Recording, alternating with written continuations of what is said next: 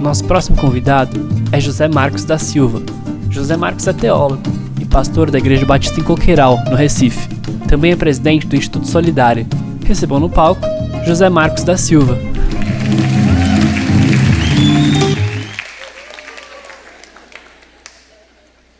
Meus amores, eu subo aqui com alegria, com tremor e com temor. Temor a vocês. Eu descobri que a palavra temor não tem nada a ver com medo. É um amor tão grande que a gente se preocupa muito com o outro, né? E eu temo a vocês, principalmente porque eu sei que das 12 falas, essa é a última. E eu sei então do que o Espírito já tem nos dito. A minha cabeça está cheia de coisas, e para organizar foi impossível por causa do tamanho da cabeça. Você imagina uma cabeça dessa cheia de coisas, você não organiza nunca. A sua está mais tranquila. Mas a pergunta que eu me faço para orientar minha fala é: e agora? E agora? E agora, José, né? Daqui a pouco nós vamos para casa. E aqui nós fomos inundados com um turbilhão de coisas. Algumas a gente concordou, outras a gente estranhou, outras a gente discordou. E a gente fica fervilhando para saber qual é a régua que nós vamos usar para orientar então as próximas ações. Eu quero propor e eu tenho falado sobre isso ao longo dos últimos meses, mais de um ano, um pouco mais de um ano, e eu tenho muita consciência que diante da nossa fragmentação teológica, denominacional, de conceitos de reino de Deus, conceitos, consequentemente, do Evangelho, nós estamos perdidos enquanto esse negócio que nós chamamos de igreja, e nós precisamos de uma bússola. E o grande problema é qual é a bússola. Então eu quero propor uma que para mim tem servido. Eu sou pastor há mais de 20 anos de uma igreja centenária, ela fará 100 anos daqui a 2, eu sou o 19º pastor, e essa bússola tem servido para mim. E ela se resume nesta frase: o mundo salvará a igreja. E eu queria que você filtrasse o que eu vou dizer agora a partir desta régua, a régua orientadora das nossas decisões eclesiásticas, missionárias, teológicas, concretas, propriamente dita. A partir desta premissa de que a igreja precisa amar o mundo. E aí eu quero trazer para vocês a maior oração de Jesus, que é João 17, e vocês depois leem, mas repare, talvez você nunca tenha reparado isso, que Jesus repete a palavra mundo 17 vezes naquela oração. E é a única oração de Jesus que ele está orando por você e por mim. Ele ora pelos que estão próximos, e depois ele diz: mas eu também oro por aqueles e aquelas que virão a crer em mim. E ele usa a palavra mundo 17 vezes. Tem mistério, como diz nossos irmãos pentecostais, tem ciência nisso, tem mistério nisso, porque Jesus repete tanto isso. Eu estou convencido de que o mundo pode salvar a igreja. Basta que a igreja aprenda a ouvir a voz que clama do mundo. Se a gente olhar de Gênesis a Apocalipse, Deus se move todas as vezes que escuta a voz do clamor do mundo. Moisés: eu tenho visto a aflição do meu povo, ouvido o seu clamor, conheço as raízes das suas desgraças, e eu desci para libertá-lo. É a grande diferença do ídolo. O ídolo tem boca, mas não fala, tem nariz, mas não sente, tem ouvidos, mas não ouve, tem pés, mas não anda. Mas Deus se move na direção do mundo, porque Deus amou o mundo de tal maneira que ele fez o que fez.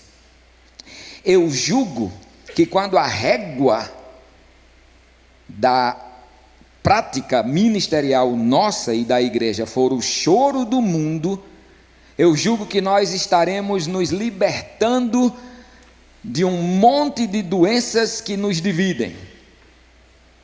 E talvez a mais estranha delas seja uma que eu possa chamar aqui de idiotite teológica. Ite é inflamação. Idios é um radical grego que significa de mim mesmo. Lógico, daí nasce a palavra idiota, que é aquele que só se preocupa consigo próprio. E a idiotite é a inflamação da idiotice, é a inflamação da individualidade, é a individualidade inflada. Nesse aspecto, todos nós somos fundamentalistas, porque os fundamentalistas se arrogam de serem donos das verdades absolutas e tiram o poder do relativismo, e os liberais tramitam no poder absoluto das verdades relativas. Mas todos são e somos absolutistas. Todos nós dizemos: a minha teologia é a certa. O jeito que eu conceituo o reino de Deus é o certo. O jeito que minha igreja é a certa, a denominação faz o certo. Crente verdadeiro é o batista, é o presbiteriano. Interessante que você endoidece, porque todas as denominações dizem: a Bíblia é nossa única regra de fé e prática, e todas são diferentes. Idiotite teológica, entende? Aí a gente se fragmenta. Ed trouxe aqui uma pista. O discurso das ideias versus a pastoralidade da igreja. Enquanto a gente sentar à mesa para discutir o certo e o errado, a palavra dita e a palavra maldita, quem interpreta e quem não interpreta, a gente vai continuar no nosso caminho. E o mundo continua arrebentado, e a igreja continua sendo a dona das verdades absolutas que não chegam no chão da vida. Quando eu digo que o mundo salvará a igreja, é porque eu começo a ser pastor de uma igreja com 27 anos e 77 anos de vida, que ela muda fundamentalmente quando ela começa a perceber que ela não chorava com o que fazia Deus chorar. A gente não chorava com o menino baleado com N tiros no rosto, a gente não chorava com a mulher e a adolescente e a criança violentada, a gente não chorava com nada disso. A gente chorava quando chovia no ensaio do coral e a gente não podia sair para fazer a confraternização ao ar livre, já que estava tudo pronto. A gente chorava quando o orçamento não cobria trazer o palestrante para a conferência de aniversário da igreja. A gente chorava quando as organizações missionárias não estavam azeitadas, mas o mundo se arrebentasse. Eu digo que a Igreja Batista em Coqueiral foi salva de si mesma, e isso não serve só para a igreja, serve para mim e para você, quando nós começamos a dar ouvidos ao clamor dos caídos. Então eu não estou aqui desprezando a teologia, mas eu estou dizendo que enquanto ela não for colocada no seu devido lugar como serva da missão, porque é a teologia que tem que correr atrás da igreja, não é a igreja que tem que correr atrás da teologia, é a teologia que tem que dar respostas para os problemas reais que surgem, e não ser um engessamento de suas técnicas, e o mundo tem que se moldar aquilo. A gente não vence o problema do e agora José. Mas tem uma outra questão. Este mundo que salvará a igreja, ele também tem o poder de matar a igreja. E aí eu quero te levar para Romanos 12, quando Paulo diz: não tomem a forma deste mundo. E aí a igreja tem que ter muito cuidado, porque uma coisa é ouvir o clamor do mundo, e outra coisa é se conformar com este mundo que jaz no maligno, com este mundo que não conspira do mesmo ar da igreja, com este mundo que não tem a mente de Cristo, com este mundo que não está ciente, porque está entorpecido pelo maligno, este mundo não pode ditar o que a igreja faz, o que a igreja pensa, como a igreja se comporta. Por mais que a missão da igreja seja para o mundo, a igreja também não pode tomar a forma do mundo. Por isso, sem santidade não há autoridade. Não há teologia linda que subsista ao adultério do pastor, da pastora, às mentiras, às intrigas, às injustiças do mundo. Nenhuma teologia sobrevive a uma igreja que toma a forma do mundo. Ela pode ser a coisa mais bem elaborada que você possa ouvir, mas ela precisa permanecer com os pés na cruz de Cristo.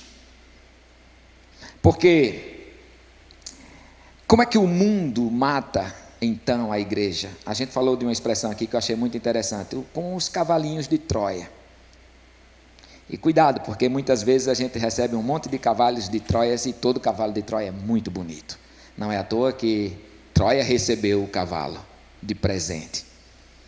Todo cuidado com isso.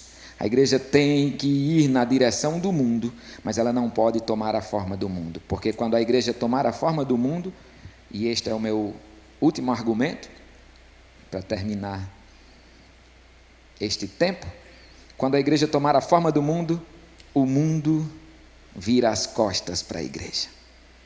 E quando o mundo vira as costas para a igreja perde a autoridade no mundo. Autoridade não é outra coisa senão poder dado para servir. Isso é autoridade.